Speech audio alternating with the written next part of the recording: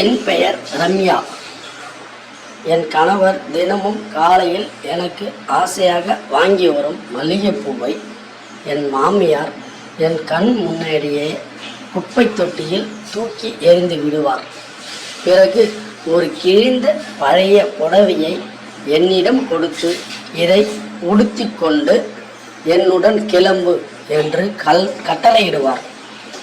என் கணவர் விஜய் இதை பார்த்து எதுவும் பேசாமல் தலை குனிந்து நிற்பான். மாமியார் என்னை விட்டு அழைத்து செல்லும்போது என் கண்களில் ஒரு கருப்பு துணியால் இறுக்கமாக கட்டிவிடுவார். இதை கட்டை மட்டும் அவிழ்த்தாய், அவ்வளவுதான், உன் கணவர் உனக்கு விவாகரத்து கொடுத்து நடுத்தெருவில் நிறுத்தி விடுவேன் என்று என் மாமியார் என்னை வஞ்சகமாக எச்சரிப்பார். என் கணவரை நான் உயிராக நேசித்ததால் அவர்கள் சொன்ன கொடுமைகளை எல்லாம் சகித்து கொண்டு தினமும் அந்த பழைய ஆடையுடன் கண் தெரியாதவளைப் போல் எங்கோ பயணம் செய்தேன். ஒரு நாள் பொறுமையை இழந்த நான் யாருக்கும் தெரியாமல் என் கட்டில் ஒரு ஓட்டையை போட்டேன். அன்று மாமியார் என்னை அந்த மர்ம இடத்திற்கு அழைத்து சென்றார். அங்கே என் கட்டியிருந்த ஓட்டையை வழியாக பார்த்த எனக்கு காலடியில் இருந்த பூமி பிளப்பது போல் இருந்தது. என் கண் முன்னே நின்றிருந்த அந்த நபரை பார்த்ததும் என் ஒட்டுமொத்த உடம்பும் நடுங்கியது. விஜய்க்கும் எனக்கும் திருமணமாகி 2 மாதங்கள் தான் ஆகின்றன. கல்லூரியில் படிக்கும் போதே விஜயை எனக்கு மிகவும் பிடிக்கும். அவன் மீது என் மீதும் அவனுக்கு அன்பு இருந்தது. ஆனால் அவன் ஒருபோதும் என்னிடம் காதலை சொன்னதில்லை. நாம் நல்ல நண்பர்களாக இருப்போம், உன்னை என்னால் திருமணம் செய்து கொள்ள முடியாது என்று மட்டுமே கூறுவான். அவனது சூழ்நிலையை அப்போது எனக்கு புரியவில்லை. ஒரு நாள் என் பெற்றோர் எனக்கு வேறு ஒரு பணக்கார வரனை நிச்சயம் செய்ய முயன்றபோது நான் பதறிப்போய் விஜய்க்கு ஃபோன் செய்தேன். நீ என்னை திருமணம் செய்யவில்லை என்றால் நான் தற்கொலை செய்து கொள்வேன் என்று கோபத்தில் கத்தினேன். என் மிரட்டலுக்கு பயந்த விஜய் அன்று இரவே அவசரமாக தன் தாயை சம்மதிக்க வைத்து என்னை முறைப்படி திருமணம் செய்து கொண்டான். என் பிடிவாதத்தால் நான் நினைத்த வாழ்க்கையை அடைந்து விட்டதாக அப்போது மட்டற்ற மகிழ்ச்சியில் இருந்தேன். விஜயின் குடும்பம் ஒரு சாதாரண நடுத்தர குடும்பம். அவனது வருமானத்தில் அவனது அம்மா மற்றும் 2 தங்கைகளின் வாழ்க்கையை ஓடிக்கொண்டிருந்தது. திருமணம் முடிந்த சில நாட்களிலேயே என் மாமியாரின் நடத்தை மாறத் தொடங்கியது.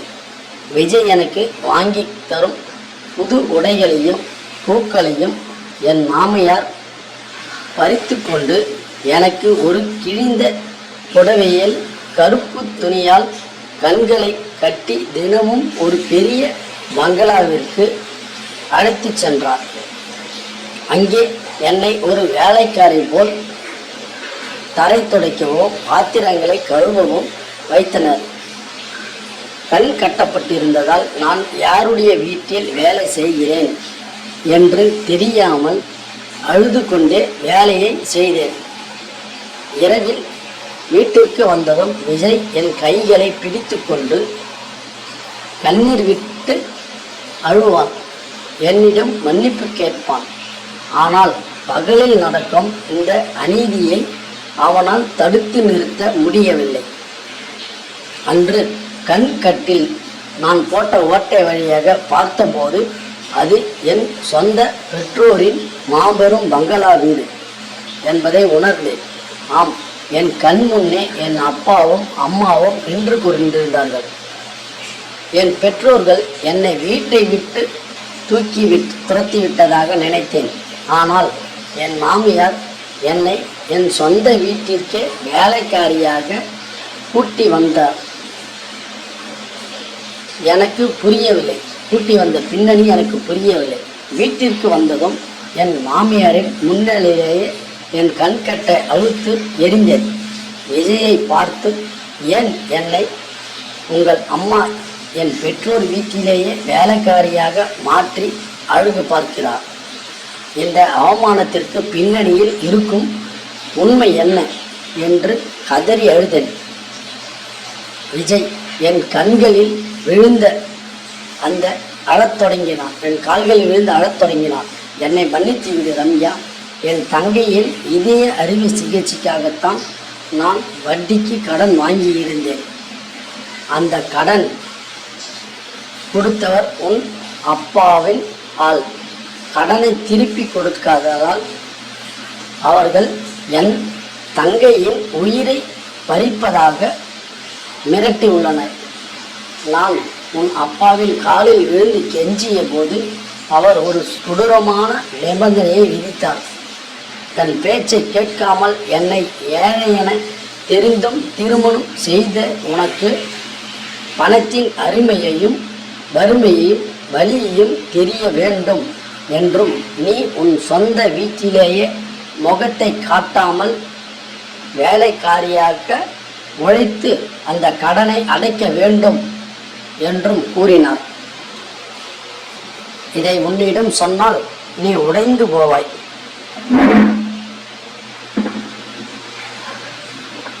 உடைந்து போவை நாங்கள் மறைத்தோம் என்றான். உண்மையை கேட்ட என் கண்கள் கலங்கின. என் மாமியாரை நான் தவறாக நினைத்து விட்டேன். தன் மகளின் உயிரை காப்பாற்றவும் மகனின் கௌரவத்தை காக்கவும் அவர் இந்த சுமையை தன் தோளில் சுமந்திருக்கிறார் என்று புரிந்தது. நான் நேராக என் தந்தை வீட்டிற்கு சென்றேன். என் கண்கட்டை அவர் முன்னால் வீசி எறிந்தேன். அப்பா, காதலின் சக்தி என்னவென்று உங்களுக்கு காட்டுகிறேன். உங்கள் பணத்தை விட என் கணவரின் அன்பே எனக்கு பெரிது. இந்த கடனை நாங்கள் உழைத்து தீர்ப்போம் என்று சவால் விட்டுவிட்டு என் புகுந்த வீட்டிற்கு திரும்பினேன். அதன் பின் நானும் விஜயும் இரவு பகலாக கடுமையாக உழைத்தோம். என் மாமியாரும் எங்களோடு கை கோர்த்தார். சில வருடங்களிலேயே என் அப்பாவின் கடனை முழுமையாக திருப்பி கொடுத்து செலுத்தினோம். எங்களின் உழைப்பை பார்த்து என் பெற்றோர் தங்களின் தவறை உணர்ந்து எங்களை ஏற்றுக்கொண்டனர். இன்று என் தங்கைக்கு நல்ல இடத்தில் திருமணமாகிவிட்டது.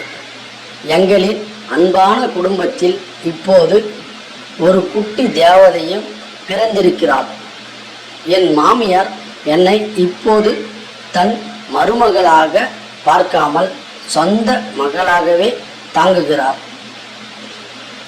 மனம் நெகிழும் கதை, தமிழ் சிறுகதை, தமிழ் புதிய எமோஷன் ஸ்டோரி. நண்பர்களே, இந்த நெகிழ்ச்சியான கதை உங்களுக்கு பிடித்திருந்தால் மறக்காமல் இந்த வீடியோவை லைக் மற்றும் ஷேர் செய்யுங்கள். இது போன்ற இன்னும் சில சுவாரஸ்யமான உணர்ச்சிபூர்வமான வீடியோக்களுக்கு நமது சேனலை சப்ஸ்கிரைப் பண்ணுங்கள். மறக்காமல் பெல் பட்டனை அழுத்திக்குங்க. அப்போ தான் நம்ம போடுற ஒவ்வொரு வீடியோவும் உங்களை தேடி வரும். நன்றி, வணக்கம்.